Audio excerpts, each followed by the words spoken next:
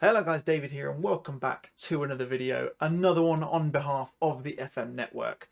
Remember, if you like what you see, hit the like button, drop a subscription on this channel, and also I do my own stuff in the description as well, link is down there.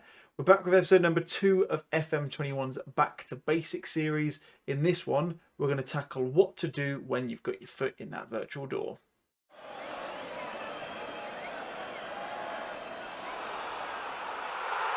Okie dokie then guys, welcome back. As I mentioned, in this episode we're going to be doing episode number 2 of the FM21 Back to Basics series, where we're going to just basically strip back as many elements of FM21 as we possibly can. Now, taken back from where we left off in last episode, however, I've gone back a couple of screens, just do a quick explanation of what you're about to see. You're sat in the boardroom, you've just picked up the reins at your favourite club. Not mine, by the way. I'm a Leeds fan, not a Liverpool fan, but I'm not going to show any bias in this series. And you've just had this come through. Breaking news, basically explaining what you're going to do. Simple as that. Nothing really much to worry about here, unless you're interested in what your managers are getting paid, because that's quite a hefty amount of money. But there's some other stuff on here that's really, really useful. Now, not all of this is important. However, it's really good just to get an idea, especially if it's a club you don't know. If you're doing a journeyman series or anything like that, it's a really good idea to have a look through these just to give yourself a bit of an idea about the club. So you see this first screen, we've got a bit of an overview. Important stuff like the stadium facilities, you've got the training ground, what sort of things we're expecting, what sort of youth recruitment are we looking at. Kind of gives you an idea straight away as to whether it's something you need to improve on.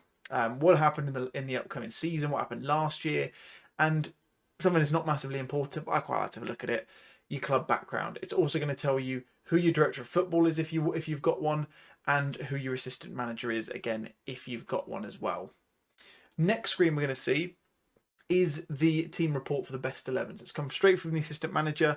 Take of it what you will. You can read into this as much or as little as you want. It's going to give you an idea of a formation. It's going to give you a key player, your top goal scorer, which obviously in this case is completely irrelevant because we've not started the squad yet. Your top earner, hot prospect, lots of other things as well, captain, and so on and so forth. You'll also see down the down the right hand side, you've got a number of transfer and loan obligations. So it's just telling you who's actually coming into the club or who's in the club on loan and who's out of the club on loan as well. And transfers, obviously, if there's anyone leaving at the end of the season as well. Just gives you a bit of an idea. Final thing we've got before we have a couple of things which are completely irrelevant, I tend to just say yes to them anyway, is your club vision. Now, you'll get a chance to accept or tweak this in a minute if you want to. Basically, just giving you an idea as to what the club is expecting of you. You'll have a club culture, so things that they want you to adhere to. So you see for Liverpool, it's play attacking football, develop players using the youth system, sign players under 23, and play entertaining football. All of them carry an importance. The more white bars, the more important the board feel it is. So the more you probably need to focus on it to ensure that you're not going to get sacked, basically. You've got a 5-year plan normally. Typically, the one that you're always going to see is work within the wage budget, but depending on the club, you'll see there's other ones in here as well. And then end of the current season, it's expectations for you as a manager in the relevant competitions you're in.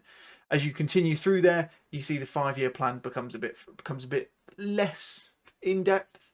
You see when your contract's going to expire and so on and so forth as well. And you get some long-term ambitions, like you see, continue or become self-sustainable, so effectively make a load of money, basically. Next one we've got, like I said, it's just a couple of things. It's just arrangements he wants you to do. I'd strongly suggest you do all of these. Maybe not necessarily the press conference, but definitely arrange a friendly and definitely get an advice report through from your backroom staff. Very, very important to get those done because it will give you a really good idea as to how the save is going to be set up. And what we're going to focus on after this point are these 9 messages you have in your inbox. I'll call it 8 because this one is exactly what we saw on that first page. So let's just skip straight past that and we'll go from the bottom. First one, really important, regardless of when you come into a club, players in the last year of their contract. You'll always have a recommendation down the side. It'll give you a bit of an idea so you see when it expires, which should be the last day of June or December, depending on the country you're in. Their current playing times. This is looking at how often they playing for the club. Their wage currently, their ability and potential, rated obviously in stars, and then the reason for recommendation as to whether they think they'll get a new contract or not. This has come through typically from your director of football or your assistant manager, depending on whether you've got one or the other. It'll always give you a recommended action as well. Whether you do something about this right now is up to you. You can, if you're really lazy, you can go and apply the recommendation to all of them.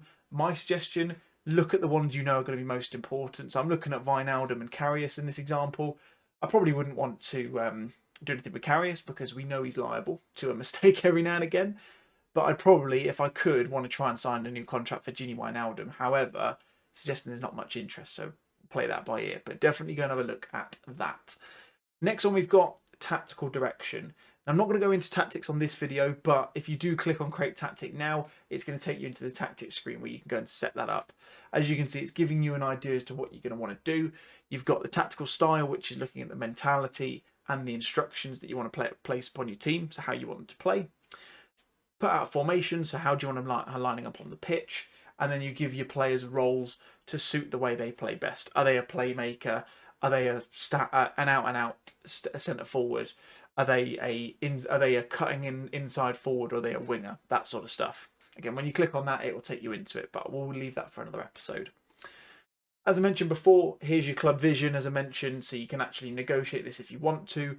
If you do, to be honest, in the first season, you're not going to have much to change. You can get rid of ones that have the little minus against it, but you're going to be hard pushed to get rid of a lot of these because they do tend to be quite instilled in the club.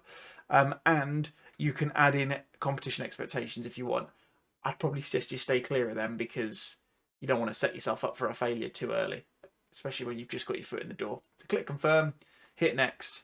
You got some bits here, which again is just competition objectives, which you've already set anyway. You can ask not to be judged if you really want to, but when you're done, finish, done. As you can see there, some of them are minimums. So with the Premier League, I have to win the Premier League if I'm a Liverpool manager. I don't have an option to cut that back to top 4 or anything like that. So you have to win. So some of them will be minimum expectations. Pre-season preparation, just letting you get into the science of training. If you are going to look to do your own training, definitely have a look at this. But a really good idea is to have a look through your pre-season fixtures.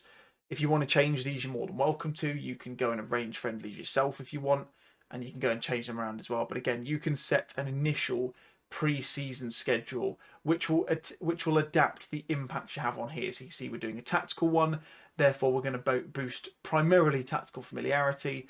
We're not going to be doing much in terms of risking injury because there's not going to be a lot of them running around, and you can kind of get an idea from there. So it's good to have a look at that. Injury update, who's currently out injured and who's currently coming back from injuries and things like that as well. You see quite a few in the Liverpool squad if you weren't surprised already. Squad selection rules, what are you looking at in terms of how many players can you have? If you're not familiar with the Premier League, you won't know that you have a maximum of 25 players you can have in your squad. A minimum of those has to be 8 from players who've been trained in England for 3 or 4 years, for a minimum of 3 years, sorry, before their 21st birthday. And then you can see we've got the same here for the European Champions Cup, for the Champions League. Again, you can see there's some extra bits within there as well, which is a little bit more rounded off as opposed to the Premier League. Don't worry too much about this one. Bit of a flavour as to what's going on in the transfer market. And this is that additional, that introductory advice email that I mentioned about from the backroom staff. So it's just giving us a bit of an idea. Use youth facilities, you've got some good ones there. And it's then going to go through primarily at this stage talking about who to put on certain set pieces and stuff like that. And that is pretty much it. You'll see I can't continue any further because I do have to go and set a tactic, which again I'll cover off in another video. But that's going to be it for this one. Hopefully you found it useful. Like I say, we've just been covering off those first things you're going to do when you get your foot in the door. There is more to it than that, of course, but you kind of get your bearings into those as you go further forwards. And like I say, we'll capture on things like setting up a tactic, trying to make transfers, bringing people in, taking people out of the squad, how to view your squad, setting up your squad views and stuff like that as we go further into the series as well. But hopefully you've enjoyed that one. If you have, then hit the like button on the video. If you've got any questions about any of the stuff we're covering, drop them in the comments and either myself or the guys at the FM Network will get back to you as soon as we can. And if you're new to the channel or you've never seen me before, hit subscribe on this channel so you can see more of this stuff, and hit the link in the description for my channel, Preston Forward FM, and drop a subscribe there as well because I'm doing some other fun stuff which you might want to get stuck into and have a look at. But that's going to be it from me. Mine has been David. As I mentioned, I've been doing this on behalf of the FM Network. Take care. See you guys again soon. Bye-bye.